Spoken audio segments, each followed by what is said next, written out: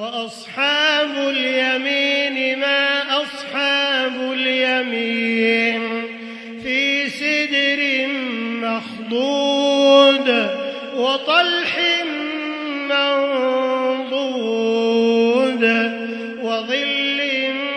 ممدود وماء مسكوب وفاكهة كثيرة لا مقطوعة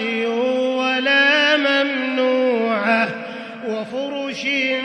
مرفوعة إنا